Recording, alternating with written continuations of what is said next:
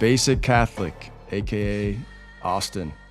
Thank you so much for being on the Carry Your Cross podcast, the first guest that we have so far, and really First appreciate guest, you that being is here. oh, absolutely, Andy, and thank you for having me. And that's quite the honor and also quite the bar to set. So we're setting it really low so that when future guests come on, they can just say, we can look right past that episode and go right to the good stuff. So, Well, it's funny because I put out a poll or a question and answer on my Instagram about a week ago, and I said that we kicked off the podcast. Who are the guests that you people want? Who do you want to hear? And you came in like top two, right up at the top there. People wanted you, and so we got to give the people what they want. well, I appreciate it, Andy. And again, this is an exciting venture. I'm excited to see Carrier Cross go into this medium and really offer a platform to for men out there to engage one another and to show that it's not about being perfect; it's about striving for perfection. So I'm excited to see what this venture holds in the future, and just privileged to be a part of it here today with you. Thank you so much. Yeah, I appreciate that. And I can't thank you enough for being a collaborator, an advisor to CYC, and you've been super helpful. So I think, we've had a lot of conversations offline, and to be able to bring one of those conversations online and bring some people into it has been something I've been wanting to do for a while.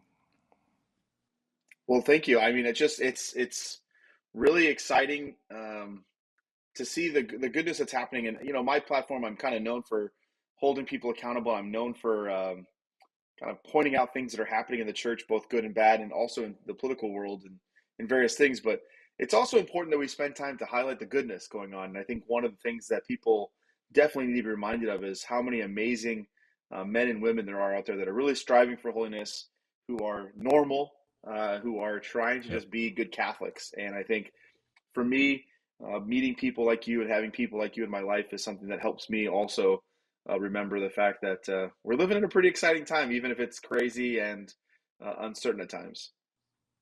Yeah, no, I couldn't agree more.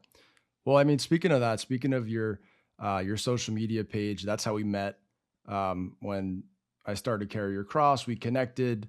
I saw this guy, he had hundreds of thousands of followers and was this Catholic guy, and I said, "Who who is this person?" And traveling the country and seeing all these people, traveling to different churches and parishes and just connecting people. How did that start?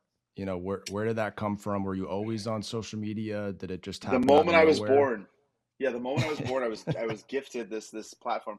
No, the bottom line of it is, and it's very simple and actually kind of dumb, is I when I was in seminary, I changed my Instagram handle to the Basic Catholic because one of my sisters, always said I was very basic, and I wanted to be, funny enough, the hipster Catholic. But the hipster Catholic was already taken. I don't even know if that guy's even on it anymore. But he had a decent following, and I just thought it was funny to be the hipster Catholic, and it was taken. So I'm like, well, I'll be the basic Catholic, and again, not intending to be anything really, but just to be funny and whatever for my friends and family. And it wasn't until the summer of 2018 where I was picked to go on a program in Europe with it's an Opus Dei program put on for seminarians in the United States.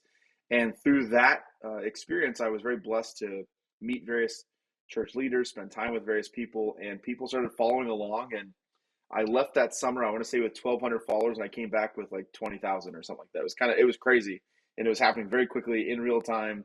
Because what I did over there, excuse me, is I would highlight. I wasn't picked to be the social media seminarian that would highlight stuff, but I would just show my friends and family what I was doing. I would do day one, did this, day two, and just talk about things, and people ate it up. And I had no background in social media. I had no experience really in it at all, and it just kind of went crazy. And here we are.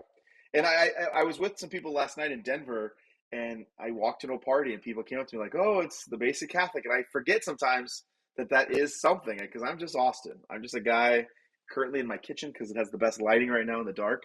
When you have a lot of windows, it's difficult. But I'm just like a normal guy. You and I have gotten to know each other over the years, and it's weird because this persona has been created from I did a lot of it, obviously, but really I just want to be. It was nothing I set out to do, and here we are. Well, it's funny because I think a lot of people don't know that you were in seminary before you were doing this. And that's something that Yes. I had no idea. I was actually shocked to hear, and the first time we really got a chance to connect. Yeah, I was in seminary off and on for 12 years total, over a 12-year period, but 6 years in the big house, if you will. It sounds like prison sometimes. Yeah, spent 6 years in seminary, discerning priesthood, and it was an amazing experience, and I definitely made a lot of amazing friends. And this is why I am very blessed with a lot of priests in my life because I was in school with most of them. So it's definitely something that has been a big part of my life. And I always like to ask, or I like to ask priests and anyone who's going through seminary or who has went through seminary, is when did you get that? When did you get that motivation to say this is something I want to do? Especially in a world today, I'm sure you tell people that, or you tell someone that that's not involved in the faith, and it's kind of a profession that a lot of people would say it kind of opens their eyes. That most people don't know any priests or people that are in seminary. Yeah, and not to correct you, but I would say it's not a profession, and I know that's not the intention there, but it is truly a vocation of self-sacrifice and of gift of self, and which I guess they're both one and the same, but it is a calling that rises above anything of this world. It's a calling that doesn't say, like, from 9 to 5 I wear these clerics and I'm a priest and that's what I do. And then Yeah. at 5 o'clock I go out to dinner, I take my clerics off and I got my polo shirt on. I'm just like every other middle-aged man doing whatever. That's not the priest that we need, and that's actually part of the problem we are facing right now in the presbyterates of the country. Is there was this impression of it's a job like everybody else has, and I do my job and I have my work clothes, and then in my off time I go do whatever I want, and I'm just John Smith. But it truly is a vocation of complete self-sacrifice that you have to be willing and able to give up your own comforts and your own desires for the greater good of God's people, and in particular the people that God puts in your life, whether it be as a parish priest, a religious, and a certain assignment, whatever that is, but to completely surrender oneself. And I think that's very difficult, Mm. especially in a society and a culture that is all about me and what I like and my comforts and my this and my that. And I think that's where a lot of priests have gotten hung up on, is the current view of worth, and so much in monetary and in physical goods does not translate to the worth of a priest who is supposed to be poor to self but rich in spirit. Mm. That's a really good point. I mean, it's totally true. It's definitely not a profession, so um, it's a good correction. And I think it brings me back to just thinking about priests that I've gotten to know over the years, and even growing up. As I when I began to meet priests who really showed me the faith in a very masculine, uh, challenging, battle oriented, truthful way, really just speaking the truth uh, without hesitation and not trying to butter anything up and kind of bring me in with jokes and make things kind of soft. That's was part of that was part of the thing that began to bring me back to the faith, right? And I think finding priests out there who don't look at their as being a priest as a profession, but it is their life. And the best priests that I know, I mean, they are they are going for a mass, to funerals, to adoration, to doing confession, to doing confessions again. They're having multiple confession times a week rather than just having a confession for Multiple 30 minutes confession before times Saturday. every day. A day, exactly. So I think when we think about that and the importance of those strong priests who take that vocation so seriously, how do you think that affects the church today, and especially men who are being, young guys who are growing up in the church and seeing their priest and taking, finding out about what their faith is all about through them? Well, Andy, this is where we're gonna say, this is the thing, everybody. We're just doing the pleasantries, and now we're gonna get into the stuff where I'm gonna get animated and I'm gonna start losing my mind. The problem is, and the reason we have, in my opinion, a vocation crisis, a lot of it is based on the fact that men don't have men to look up to in the priesthood.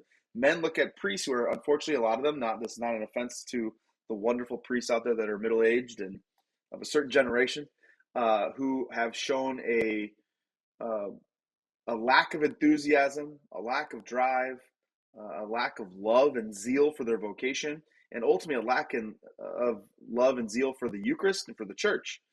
They see these people that perform, they're perfunctories. They go there, they do their job, they're there. Maybe they say hello to people after Mass, maybe they don't, but they're just there to they go through the motions. There's no deep love. Tell me the number of people that you know in your life, Andy, that you have seen, that you went to a parish and you see Father so-and-so's kneeling in the pews praying. How many people have actually seen a priest pray outside of Mass? I guarantee it's very few. Do I Hmm. think that that means that they're not praying? No. But we have no examples out there that are rampant. That's why certain priests gain these large followings very quickly, because people can see, like, at least this guy seems like he cares. He gives a dang. And Yeah. that's why they're able to grow these substantial followings pretty quickly because of that. And that's really, I think, the crux. Yeah, there's an issue with the fact that families aren't supportive of vocations. Yeah, there's a problem with, a lot of things we can point at for the vocation crisis, if you will. But the ultimate thing is, men don't have anybody to look up to. You show me a holy priest, no matter his age, a holy devout priest, he will have a number of vocations that he has played a part in. But when you have a majority of priests are these middle-aged jerks, to be completely candid, thank God for their vocation, I mean, still, but it's not something that makes people want to live that life, right? We see Yeah. people that want to be firefighters because the firefighter is doing something heroic and there's something there and I want to be like him, or you name the job. But priest, it's everyone thinks of some old guy who Yeah. seems like he's angry, who doesn't live out his vocation with joy. And imagine the same thing if I saw every person I knew was married just looks angry all the time and doesn't show any love for their children, for their spouse, and ultimately for their vocation. I wouldn't think that's very attractive. Yeah. And I can agree more. I mean, I think when you see the churches that have those holy priests, especially today, they're thriving. They their pews are filled. There's young people there. The church that I go to, I mean, after Mass, there's just many young people my age and younger just standing around after Mass talking to each other. And that's not happening in most parishes. Most parishes, you're sitting around and as if you're a young guy in Mass, a young guy or girl in Mass, you look around and pretty much everybody has white hair except you. Mm-hmm. It's very hard to look to your left and right and say, this is a place that I should be. That becomes harder, So when you're traveling around the country, you're meeting so many Catholics. You're seeing different priests. You're seeing different parishes. What separates those parishes with those strong priests from the ones that may not be and are having their pews aren't full. A lot of young people aren't there. What's the separation there? What's the Well, difference? the ironic thing is I don't think that the priest also the flip side of that is he needs to be Father Yuck Yuck and everything's fun and games and he's just always smiling, happy, and he's going down the aisle for Mass and he's waving at people and he's so friendly. Um, Yep. that's also not the alternative or the desire. The desire is for a priest who is a man of prayer, who is rooted in something out of this world, and that is something that you cannot fake. People can see it a mile away, and those are the parishes that I see every single time. That's why I get so frustrated because I go to these. I've been in so many meetings across the country and over across the world in the last few years with bishops and lay staff and priests and you name it. How can we get people to come into the church? How can we get people to come back to Mass? How can we do those things? And I always go back to one thing: pray, show that this matters. If you act like this doesn't matter, it's not going to matter. So you can have the program and this program, and we're going to be out there with dynamic hospitality, and we're going to have donuts, and we're going to make sure people hold the door for people and all that stuff. None of that matters if when it comes time for the Eucharistic prayer, we're always using the fastest one. We spend more time in announcements and everything else than we do actually praying in the Eucharist, all those things. None of it matters. And Yeah. and so all these dioceses and these parishes will spend all this money on these consultants and how can we bring people in these studies and blah blah blah blah blah. It comes down to showing that the dang thing matters. If Mass matters, if the Eucharist matters, if our salvation is rooted in all of these things, then people will come. It's very interesting to Yeah. me, on a side note, that I was talking to a priest about this yesterday, that as there was a generation, the 60s, 70s, and 80s, where they went through and they completely ripped out all the beautiful things in churches to make them like these community spaces to really Protestantize them. But then these same people today that who don't believe in God, who are godless people, who are very left leaning and have no use for church or any of those things, and think tear down those churches and we don't need these things. And even the people that go to church and say, why do we need these beautiful things? Those are the same people that are shucking out money to go to the art museum to look at the beautiful things and the Renaissance art and this things that used to be in our churches. It makes no sense to me. It's the same people that go listen to the symphony who pay money to sit there to go listen to the symphony. But we have, what do we have in our churches? We have guitar music and some crappy stuff that is this holdover from some weird generation. Again, very Protestantization. And it's a problem. And I get frustrated because it's like, this is not that hard. I'm not a smart person by any stretch of imagination. It doesn't take very much to look around and say, yeah, this is an issue. And it Yeah. wouldn't take very much to fix it. Well, you bringing up, the art, that's something that I think about a lot. And I think we've had some good conversations about is when you look back at the church, especially in the Renaissance age, especially during the time of the Counter Reformation, where art became such an incredible piece of the Catholic Church. And some of the most incredible creations of all time that we still revere today and look at their paintings and sculptures and music, and we still look at that today as the biggest creations of all time were made for the church and paid for by the church, right? And we're not doing that anymore. And I think it's when you look at that creativity, that creation, using that gift that God gives us to create, right? And to see that that we're not doing that in the church today anymore. I mean, it brings me back to like thinking about, I think, last year's nativity set in the Vatican and just that the type of architecture that is coming out in modern churches today. Mm-hmm. I don't know about you, but based on the pulse that I see through young people around the world today, is people are dying for that type of architecture, that art to make a comeback, or to even to renew that in even new creation for the church today. But you see this ugly art, this terrible music. We need more creators Look what coming the Vatican today. put out for this the synod on synodality, or whatever the heck they're calling it. Yeah, Look at the piece of art that they use for that, the graphic they use for that. It's all crap. And this yeah, tells you, in my opinion, that this yeah, is not of God.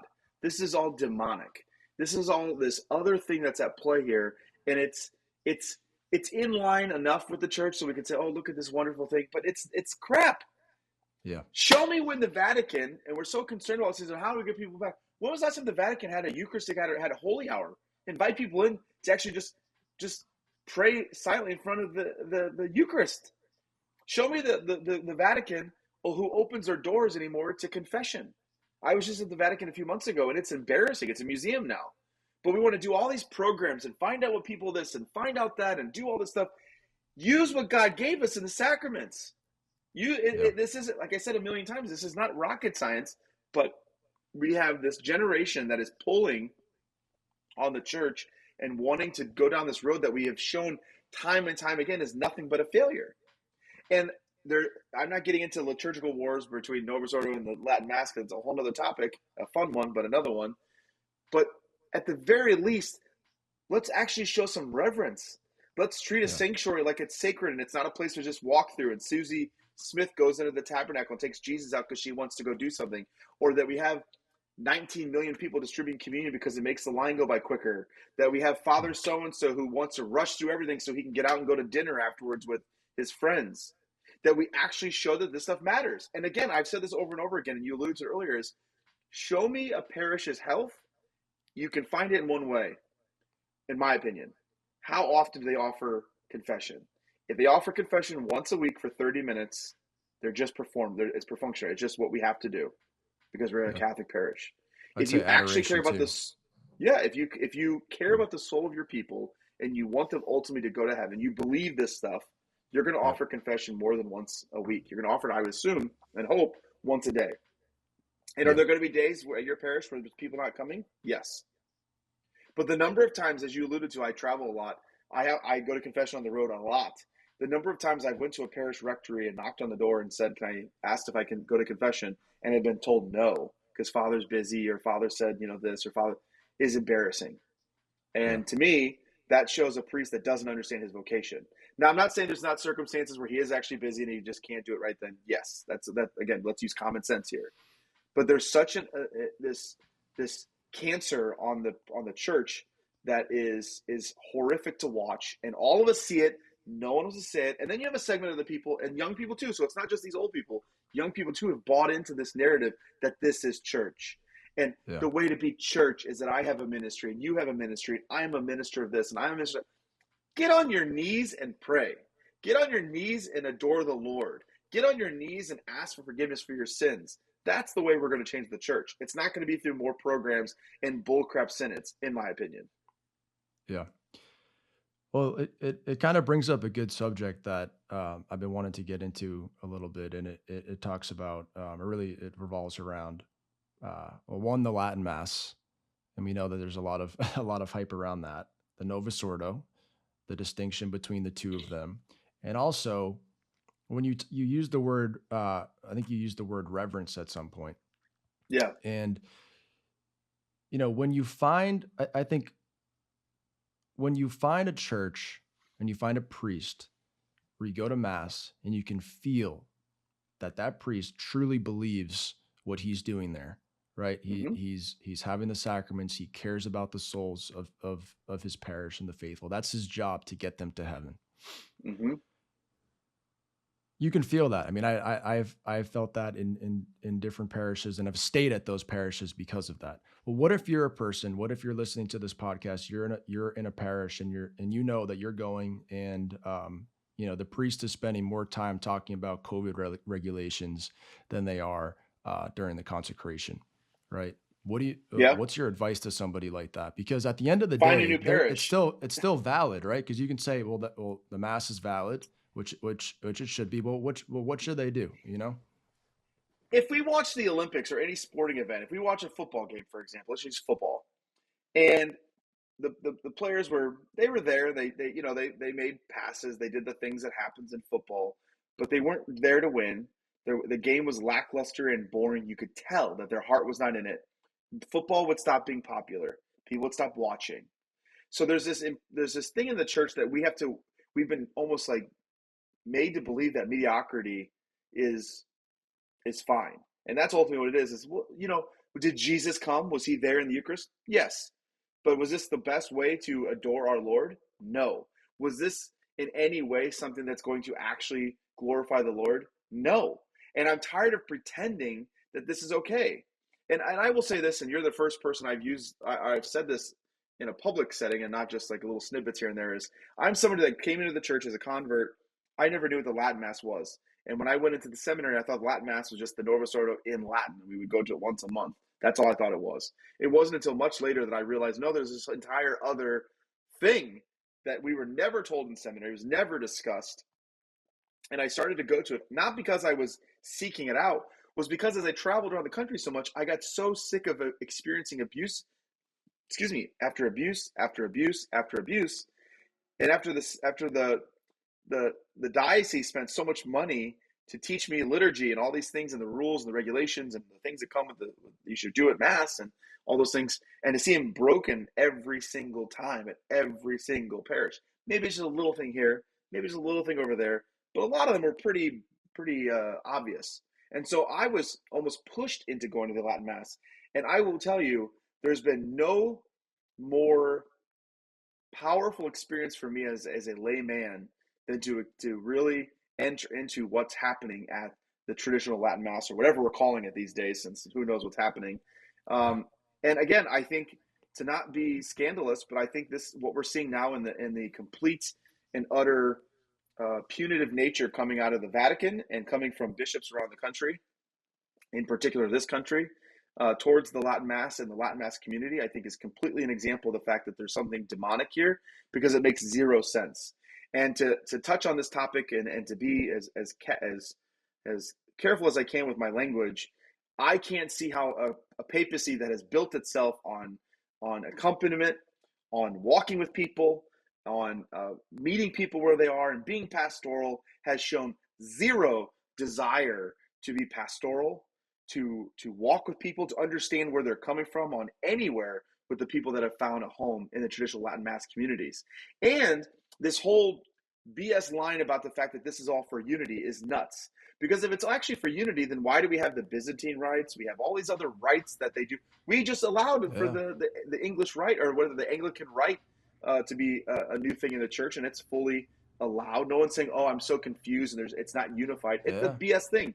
And this liberal tactic of let's put out a survey worldwide because now we're like a democracy. Let's take a survey and do the pulse. And then they use that as the reason for the reason we have to make a change is because all these bishops wrote back and there's just so much divisiveness in their diocese.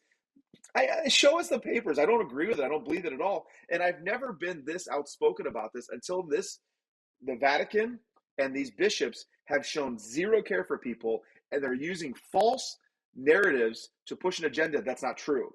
Because if the people that they're punishing are what they're saying they are, and these are people that don't support the Pope and who don't support Vatican II and all these things, they would have already left and went to the society. They would have went to SSPX and some of those other places. These Yeah. people that are here that you're punishing are the people that are faithful Catholics, that are trying to follow the church's teachings, that are raising their family like they're supposed to, are not using contraception, are praying the rosary every day, which, by the way, praying for the Pope and his intentions, are showing a love for the church even when it's difficult. And now their father, their spiritual father, says that these are the people that are problematic. At the same time, he writes handwritten letters to Sister Janine Gamick, who is a horrible example of somebody in a religious life, and sends handwritten letters to New Ways Ministry. These are organizations and people that have been sanctioned time and time again by the Vatican, by bishops, and now he says, thank you for your resilience and staying true to your people. And then again, this is not about the people that they minister to, but show me anywhere with Father James Martin. The list goes on and on and on and on.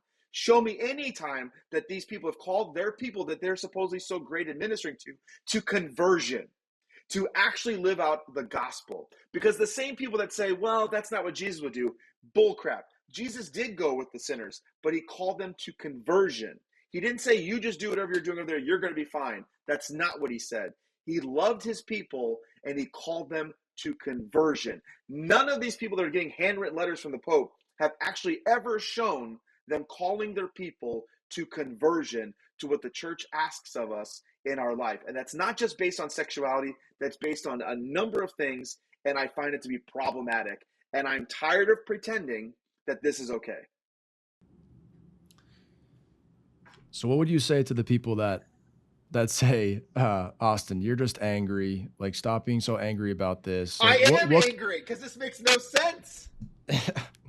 so what can we do about it? What do you think is a good action plan? Rather than us here, talking about it on a podcast, like what can people around the country that are in agreement about this, that are seeing this type of abuse happening, what can we do? We have to be loud, and it's everything. It's not, I talk about this a lot. It's not just in the church. It's also in our politics, our government, our communities, our school boards, you name it. There could be no more of the silent majority. We have to become the vocal majority. The thing that's happening in Europe right now, where it's being led, it seems like, by the mothers of priests in Europe, and they're doing this procession throughout Europe to the Vatican.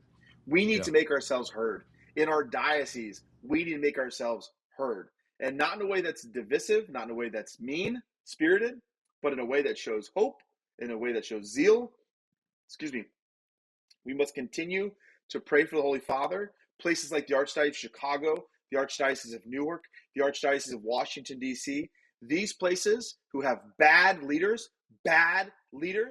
we need to continually pray for these bishops and these cardinals and let them know that we're praying for them, but also call them to conversion, call them to task. There's this thing that's happened in the church over the last couple papacies where we forgot that the Pope is not some magic guy that just whatever he says, that's the way it goes. And we've never in our lifetime had to be in this situation before.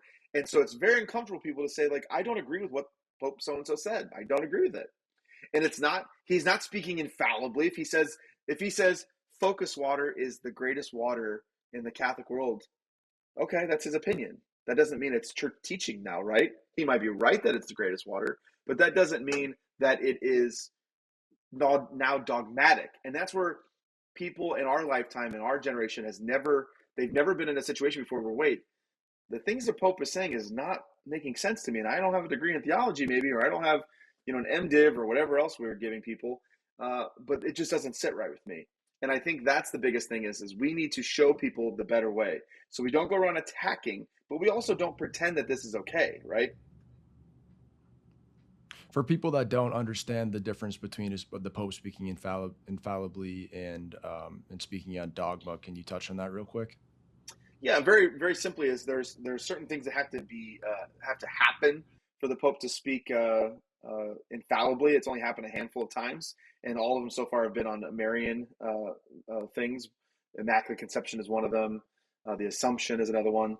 So again, what's happened in this recent motu proprio? A motu proprio is like an executive order from the president. So the president says, "Okay, I'm putting an executive order. This is the new policy of this government." Okay, that's the policy of this government. The next president can come in and change that. So the motu proprio the Pope put out, that's something that's a legislative document based on his desires and his papacy, but it's not something that's now binding for generations to come.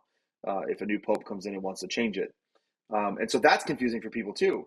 And I'm sorry, Andy, and I don't want to be this guy, and I come across, it kind of comes across negative. Well, we're not in great times right now in a lot of ways, and everyone just sitting there, and I get frustrated because Catholics do go on and spout off on Twitter or Instagram or on podcasts like this, like I'm doing, and then they do nothing about it, and they're not a force, and so a couple things I kind of alluded to it earlier, and I misspoke, and I want to go back and correct myself.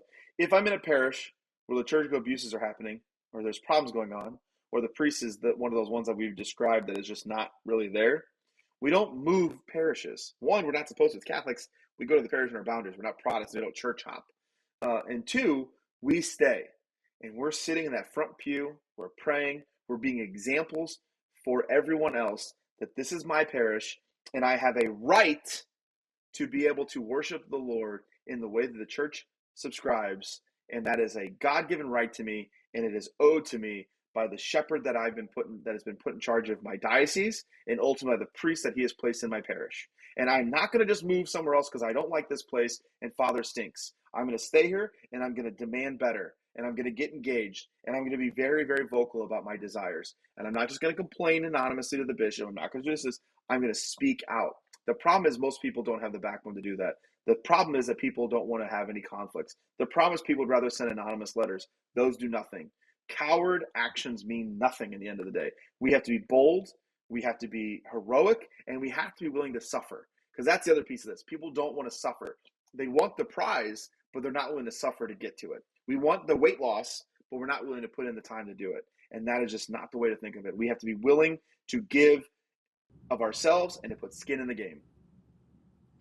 That's a good point you make. So you think that people, because that parish is in your set boundaries, that you should stay at that parish and at least bring it up to your priest, bring it up to the bishop. Hey, this is, why we'd like to have confession many more times a week than once on Saturday. I want to see adoration here. What you said, Father, about this in the homily this weekend, I don't really agree with that. Where are you coming? Where are you coming from with that? We need to go and we need to have conversations, try to have fruitful conversations. But what happens if nothing changes after that? Are you really not supposed to go to another parish? Then you suffer, and there's a beauty in suffering, in my opinion. I'm not saying you can never go somewhere else's, but your parish is your parish. Your parish doesn't change because you don't like it. This again, it's a prioritization of stuff that's just so frustrating. The way the church understands your parish is the priest in that parish boundaries is responsible for every single soul, not just the Catholics, not just people that come to church, every soul in that geographical boundary. There are particular parishes that you can go to. So, for example, I go to the Latin Mass. My parish here in St. Louis that I go to the most is St. Gregory's in Augustine. St. Gregory and Augustine is a traditional Latin Mass oratory, but canon law offers the fact you can belong to two, because canonically my geographical boundary parish is the cathedral. So I belong to both, actually belong to both, and I go to both, and I support both, and I'm part of both to a certain extent, and that's okay. Because one place I'm fed better, and I have a heart for the Latin Mass. Excuse me, but that is not to say that this idea that I go to this parish this really frustrates me. I go to this parish because I like the music over there, or I go to that parish because I like that priest's homilies, or I go to that parish because I like the way they do this. We promise, especially people that are coming to the church. I've said this many times. People that are looking at becoming Catholic because it's unitive, right? We're one, we're the church. But then you become Catholic, and we've lied to them because we're not unified. Our liturgy is not unified. It's not this the Novus Ordo, the post Vatican II liturgy is not unified at all. It's about the priests, the people, and everybody has their way of doing it, and their little thing they do, and their little nuance to it, and it's problematic. People need to demand better in their parishes. I'm not saying, again, who am I? I'm not saying for the rest of your life you have to suffer through that, but I think heaven bless you that you can look at God in your judgment to say, you know what? I suffered in that parish. It was not good for me in my parish. I was not truly fed in the way I should have been. I was not this, but I did it because that's what was expected of me. And I was an example for my people that were watching my actions and my family, that we don't just quit because things are tough. What do you say to somebody that says, Austin, I don't go to the Latin mass. Like, am I a bad Catholic that I don't know about the Latin mass? Because I The go answer to is easy, Andy. It's yes. No, I'm kidding.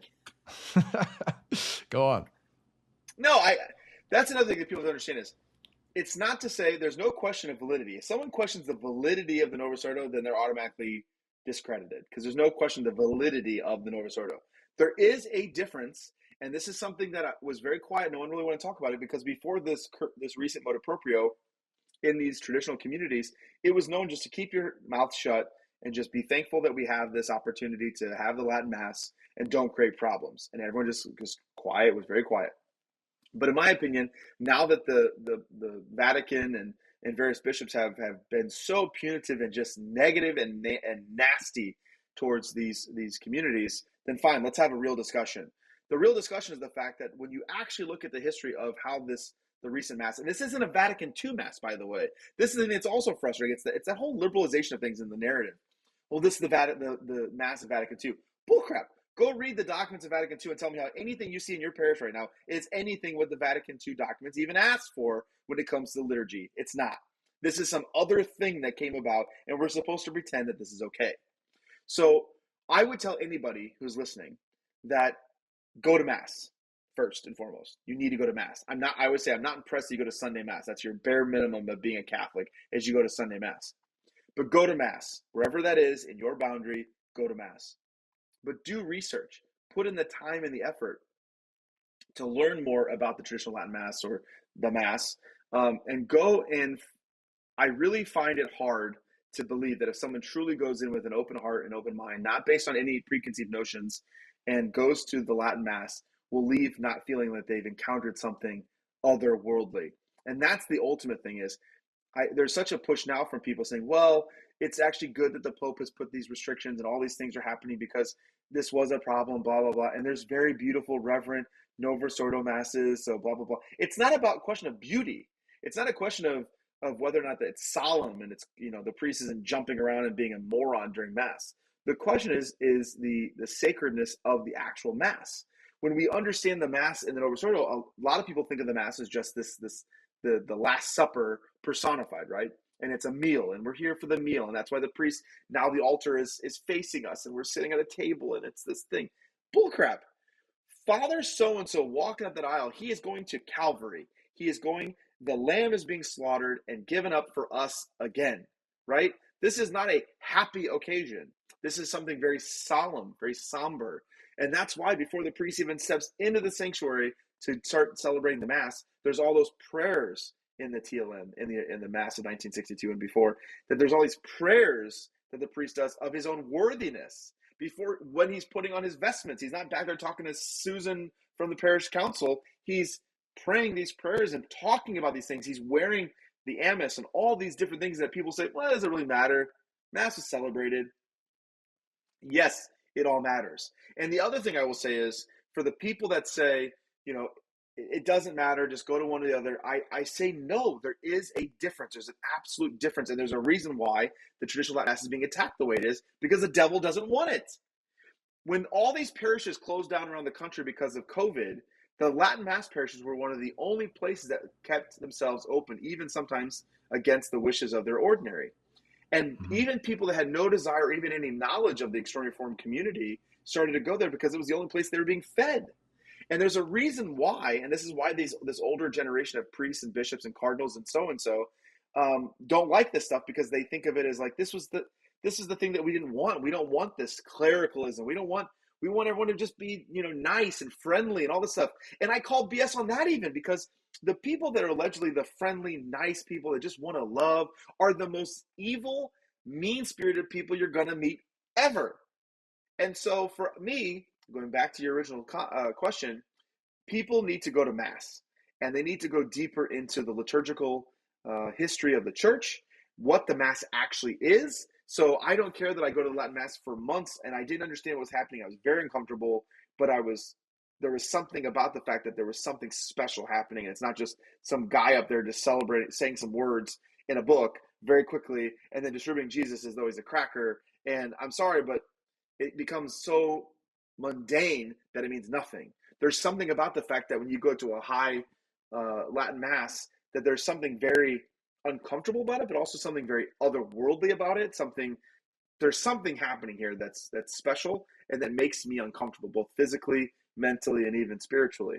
And so it's not about whether or not the Novus Ordo is valid. It's not about that at all. It's about the fact of what is the efficacy of the two. And you cannot tell me, if you're being honest, and you compare things like, let's say, the baptism rite in the new book of baptism versus the old rite, that they're the same and that they both have the same effect and everything's good to go. Is the baby being baptized at the end? Yes. But is there a correlation between the removal of all these exorcism prayers and all these other things in Yeah. the original, the rite of baptism, to what we have now, which is pretty much like a glorified dedication like the Protestants do? I think there's a difference. And I think, again, we'll look back at this time at some point and we'll see, where else in the church do you see anything being attacked from within, like the Latin Mass community, like people that celebrate the Latin Mass or do the original sacraments? Show me. You're Which is totally why I right. think I it's think demonic. what's interesting that you said is like for example, I grew up Maronite. I'm baptized Maronite. So why aren't they coming at the Maronite rite? Why aren't they coming at the Mm-hmm. Byzantine rite?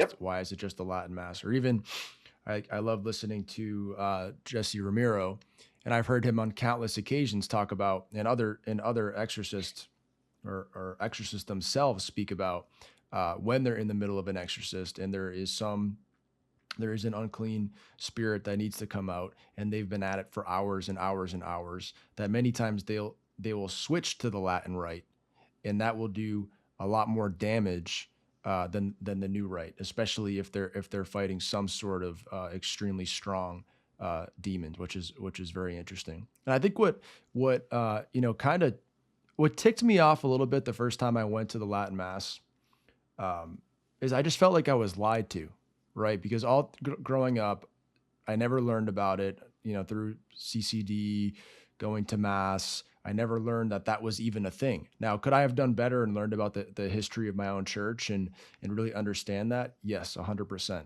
But I didn't do that because I just thought that church was just church, and once YouTube and the internet became stronger, and you had all these different Catholic organizations coming out and speaking about it in the media. That's really where I began to learn about the Latin Mass a few years ago. Then I went and um, I experienced it, and I felt like I was lied to because I said, this is the Mass of my ancestors, The and Mass of I've the never Ages. experienced it. The Mass of the Ages, exactly. Um, Shout out to that documentary, fantastic, Phenomenal. on YouTube.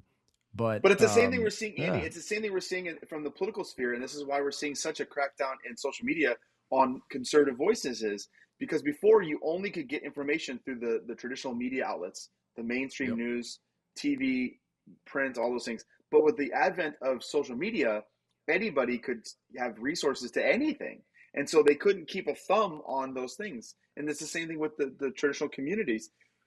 I always thought the people that were in the traditional communities were schismatic. I thought it wasn't in the church, and then find out, wait a minute, there's these whole churches like the Fraternity, the Institute of Christ the King, like all these places. Like, wait, and these people, again, and people will talk about, well, you go to those places, they're so judgmental, and there's this. There's definitely some of that. There's definitely some of that. But okay, Yep. that's everywhere. So okay, what's your next point? And then people say, and I joke about it myself, some of these parishes, the Latin Mass parishes, can be a little Amish like the it's the more demure you can be, the more disheveled and just really I'm just really pensive and really okay. We need to show the fact that's why I always say you have to be holy and normal. God loves all kinds. Um, but these parishes are thriving because people are learning about it like they never did before. And I don't know that it's necessarily people kept it from us. I think most people are ignorant to it. And I think it's interesting that all the bishops from the Pope on down, none of them ever celebrated the Latin Mass. The people that are putting all these restrictions have never celebrated the Latin Mass, ever. Yeah. And the unfortunate part is a lot of people's experience that were alive when the Latin Mass was the Mass. A lot of them, their parishes just would do the low masses. So their whole experience in life was low masses done poorly. There was there wasn't much to it, and so I can see where they could have like negative opinions, maybe. But again, this, as one guy says, facts don't care about your feelings. Uh, your feelings on it are one thing, but let's just look at the history of the church. And you cannot tell me that this is a continuity. And this is where I think Pope Benedict was wrong, and there was this desire by him and Pope John Paul II to keep this balance and saying that it was just a continuation of the liturgy. It was not. It was not a mutual enrichment. There's none of that. I don't think is true. But we're just trying to placate to both sides because unfortunately the baby's out of the bathwater. How do we bring it? How do we bring it all back in? The genie's out of the bottle. How do we bring it back together? And the way that the Holy Father and the bishops around the country are doing, are responding to his desire, it's not going to help anything. And the ultimate thing is we just have to wait for these people in this generation to die. What would you say is the place for men in the church today? You know, growing up, going to mass, even as I had my reconversion, I started to go back to mass, and really, I was surrounded by women and older women, not as many men. But luckily, am now in a parish where there's a lot of men and very strong priests. What is w- really what is the place for men in the pews? Let's look at the in the pews specifically, the laity for today, and what do you think their role is in this time that we're living in? That obviously is quite one divisive, but also just crazy times indeed in the church and in the world. I think that's part of it too, is we've allowed ourselves. One of the greatest jokes, in my opinion, is when you hear these Catholic influencers and Catholic people speaking of how women need to be more present in the church. Show me any parish where women aren't running the show. Sure, there's a priest in charge technically as the pastor, but if he's not already feminized himself, there's already a huge issue with the fact that the church is feminine. The church is very feminized. Not saying the church obviously is feminine in its dignity. Um, but there is a lack of masculinity within the church. We need men to be men, and there's something very interesting about that. So I'm from a Jewish background, and understanding, um, in my understanding, has from Judaism was that the religion was passed through the mother, right? But in Catholicism, I think you can make the argument that it's truly passed on from the father. You can look at example after example after example of cases where the woman went to mass and then her husband didn't, and the kids left the church. And for me, I think that is because children need to look to their father, right? We look at our heavenly father. We need that masculine example of unity to the church, and it's through our father's example. And so, men, to answer your question, men need to be engaged. Men need to be involved in their parish. They need to be on the parish council. They need to be active role models. But more importantly than any of those things, to go back to what I said in the very beginning of this podcast, they need to be seen praying. They need to be seen treating the Eucharist as though it matters. They need to be seen being heroic and virtuous men, a man that you want to look up to in every part of his life, not just on Sundays, but in every part. And that comes from another thing. I have the opportunity recently to spend time with a number of Catholic gentlemen who all went to Catholic school, university, and on the surface, you would say these are very good Catholic men. And I'm not denying that they're good Catholic men. But there is something about the language that people feel accustomed that they can use, um, the, the, the movement towards certain lifestyle choices that I think are not necessarily showing virtue. There's places, no offense out there, but like places like Thomas Aquinas College, everyone smokes there. It's like a thing. It's like a thing that's become a thing. This thing I went to the other day in a city, another part of the country, every guy there was vaping. And again, not saying vaping is not a sin in itself, but it's like, what are you doing in your life? I have a weight issue. I've gained weight. This is not a good example of living a virtuous life, regardless of the reason I gained it. There's a lack of virtue in that. So when I look to somebody, I'm not going to see Saint so and so vaping on some piece of plastic over there. I'm not going to see, Sister, or excuse me, Saint Faustina dropping f bombs, and you know what I mean. Again, is it sinful? No, but is it virtuous? And that's something I think we need to hold each other to a higher standard and push to live virtuous lives. And I think men have to be the example. Well, I think, growing up in the culture today, and it was really what started to bring me back to the faith, was thinking about what is a true man, what is true masculinity, especially in a Christian sense. And I think that, um, well, who is the best man who ever lived is Jesus Christ. So if you look to his example and how he lived as a man, right? That is the best example that you can get. And it wasn't a soft, feminine type of Beta. life. Yeah, it was not a beta type of life. Christ was definitely not a beta. Christ is the alpha of all alphas. Um, and so I think when you look at what is true masculinity, the culture has taught us through the media, through Hollywood. You learn what does a real man do? How many women have you slept with? What is your what type of language do you use? Are you an athlete? Are you strong? Are you muscular? Are you all those things? Now, the physical sense, I think, is fine and good. I think we should work out mentally, physically, be the best that we can possibly be. But there is this model, right? This vision of what a man is supposed to be, and I think so many young men growing up, going through middle school, high school, college, that they have this facade of who they need to be as a real man, when in reality, it's just bringing you straight to hell and also ruining your life from a spiritual perspective and a mental perspective. I mean, you look at the depression rates, suicide rates in the country today. Well, I think it's because a lot of people are living an extremely sinful lifestyle that they think is what is going to make them cool or make them to become a man. So when I began to learn the true masculinity through the Christian faith and what it really does mean to be a man, to deny yourself, to follow Christ, to have faith, to live a life of prayer and discipline, to find your vocation, whether that's the priesthood or to get married, to have a family, right? To do those good and virtuous things. I think that is what is bringing a lot of men back to the church, and learning about the faith in a way that they never really thought of before.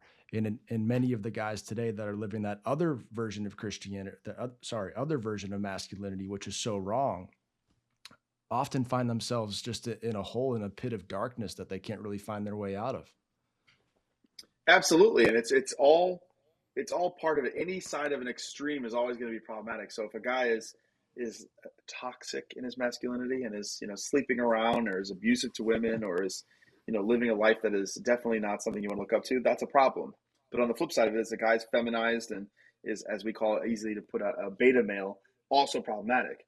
We need men like you, to be completely candid and to put you on the spot. We need men who are Please. holy, virtuous, who are really trying their best, who are not perfect, who understand their imperfections, but even in spite of their imperfections are striving for holiness, who want to get married, raise a family, live a heroic life in their state of life that they've been called to, and just ultimately live maybe sometimes a obscure life, right? Maybe you'll never be famous, you'll never be known, but man, think of the amount of lives that a man who is just living his vocation well and doing it well, how much that can change the world way more than someone like me or someone else with like a big following. That's not going to affect people anywhere near as much as seeing a guy who has his vocation figured out and is living it heroically. That's the type of thing that changes the world. Yeah, no, I couldn't agree more. And listen, thanks for the kind words, but I'm just a I'm just a sinner like the rest of them. And I think that's what brings me to that type of thinking that I think so many people, when you talk to a guy who might be away from the faith, a guy or a girl, you talk to them about the faith, you say, you know, they see that you're living this certain lifestyle, they're automatically turned off by it, many of them. And I think for a multitude of different reasons, but one of those reasons being, in my opinion, that, well, you know, I'm not going to live a life of perfection. I'm not going to be a little uh, goody two shoes and live a life of, you know, just not being able to do what I want, and never sinning again. Like, I'm a sinner myself. I'm not a good person. Well, I mean, that's what the church calls us to do, is just to understand our sinfulness, obviously begin to turn away and begin to live a life of holiness. But I think you and I both know that doesn't happen overnight. And you're pretty much doing that until your deathbed, until you die, right? Even this, I mean, a saint is a sinner that just keeps on trying. And that's what the church is all about. That's what the sacraments are all about. You're going to fall, right? But when you begin you begin to say to yourself, okay, living a life of sin is not helping me. It's making me depressed, sad. Not just that, but you understand that you're risking your soul for eternity.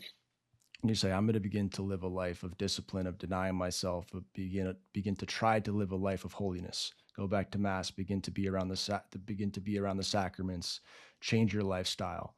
That is a much more challenging, harder, more hardcore lifestyle than any sort of manly type of lifestyle that is being put out in the world or the culture today of living as a man, right? That's But yeah, the because the hardest thing that opposite. you can do. Well, that and look at it, like, so it went from like the quote unquote toxic masculinity of like the 1980s, where it's like the Porky's, whatever that movie was, and then now you Yeah. have like the Harry Styles where he's wearing dresses, and we're on the Oh where yeah. we went to the other It's side so of it. gross. Yeah.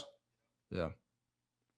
It's gross, and I think it's, you know, you make a good point. I mean, if we, how do you not go, like, how do you not take the polls and go from where we are today, and then people just want to go all the way back to the past? I mean, I think we need There's to find nothing that better, happy in my medium. opinion, than seeing a man who has a good job, who has a Yep. lovely family, who is the guy that could easily go out and play, a pickup game of basketball with his buddies, who is in the back of the church holding his crying baby and is nurturing his baby, who can be the guy that's out there fixing something on a car, who Yep. also is the guy that's putting a band-aid on his little girl's knee and giving it a kiss. It's being both and, right? It's showing the fact that you can be emotive, you can talk about your feelings, but you also can be stoic in the sense that we have a mission to do, and let's complete it. That's what our masculine genius is, and that's where we have to reclaim it.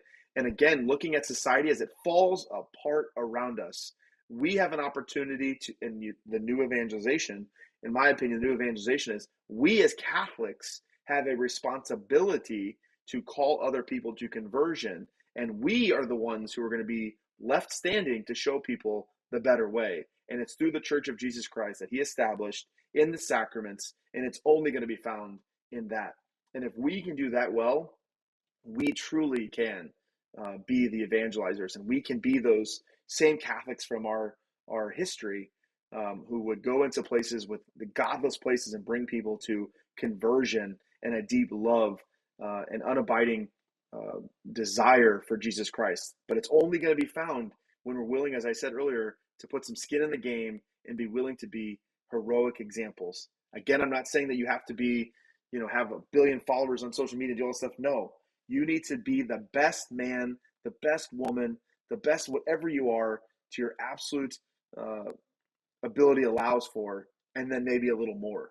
And so I will just tell you, I know we're getting close to the time here, but it's easy for people to look at my life and say, wow, this guy's got it figured out, and he travels and he does this and he knows all these people and this and that. Do you know how hard it is? I'm not trying to say like a pity party, but I just got home. I barely made it to go to mass tonight. I'm back here talking to you. I need to go to sleep here in a few minutes, but I got to put laundry in because then in the morning I'm leaving again. And yeah, I get to see amazing people, and people watch my life from afar and they think, wow, that's amazing. And I'm very blessed. Believe me, don't get me wrong. But there is skin in the game in the sense that I have to put forth effort, and I could very well, I'm not trying to. This kind of sounds weird, but I could die at any moment. And I don't want to sit back and say I didn't do X, Y, and Z because I just gonna lay low for a little bit. Not saying I need to rest. That's one thing I could do better at. But we have to be willing to put skin in the game and not just sit there and spout off on social media or think to ourselves, wow, that sucks that that's happening. But next, what's on with Dancing with Stars tonight? You know what I mean? Like we have Yeah. to be willing to sacrifice.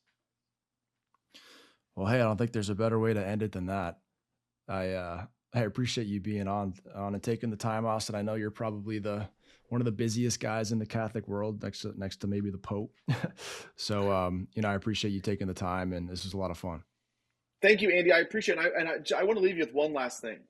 There's a Yeah, lot of negative. I said it earlier. There's a lot of negative stuff going on. There's a lot of problems in the church going on. And I've said it over and over again, but we are very lucky to be alive at this time. And it's a reminder that I completely have to remind myself, but also I never can leave an opportunity to not remind other people is God picked us to be alive in this time, in this place, because he knew this was the best opportunity for us to achieve salvation. So yes, it's confusing. Yes, it's difficult. Yes, it has its pain and its suffering, but this is the time that we were created to be in. And so we need to thrive in this time. And if we find ourselves being persecuted in our parish because my wife wears a veil, then you know what? Then you get persecuted in your parish because your wife wears a veil and you continue to do what you feel God's calling you to do. You live by your conscience. And that also goes in the political world, that goes in our local world of politics and school boards and all these things going on. We need to show people the better way. And this is when God brought us to this earth to be that example, to be that light. And so people like you, Andy, and your apostolate there with Carrier Cross and what you're building there, these are the things that we need to see more of. We need to highlight not celebrity people, but normal people living heroic lives of obscurity. And that's what I'm thankful to be a part of this mission with you, brother. I'm thankful for the example that you have provided and the other people on your team are providing. And I just wish you and the entire Carrier Cross organization nothing but the best. And as you know, I'm always willing to help within reason and whenever I have time. Kidding. Austin, the basic Catholic. Thank you so much for being here, and thank you for your kind words. I appreciate it. Thank you. God bless.